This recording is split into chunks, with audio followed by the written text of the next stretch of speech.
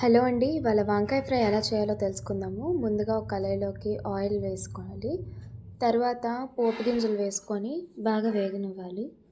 పోపు గింజలు కొద్దిగా వేగిన తర్వాత ఉల్లిపాయ, పచ్చిమిరపకాయ ముక్కలు కూడా వేసుకొని వేగనివ్వాలి. మూత పెట్టుకొని వేయించుకోవాలి.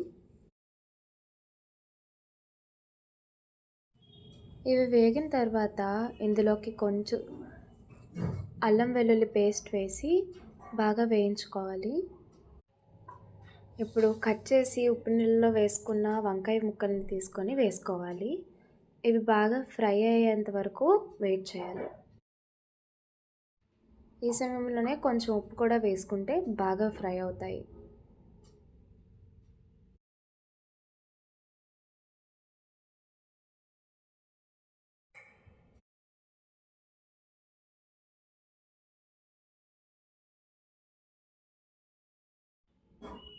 ఇవి కొంచెం ఫ్రై అయిన తర్వాత పసుపు వేసి బాగా మగ్గనివ్వాలి.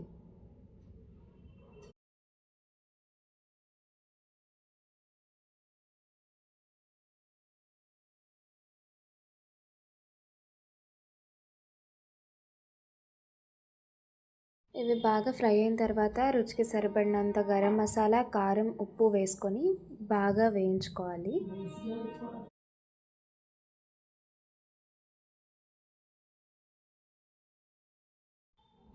ఇప్పుడు స్టవ్ ఆఫ్ చేసుకొని కొత్తిమీర వేసుకుంటే మన వంకాయ ఫ్రై రెడీ. వేడివేడి అన్నంలో కలుపుకొని తింటే చాలా రుచిగా ఉంటుంది.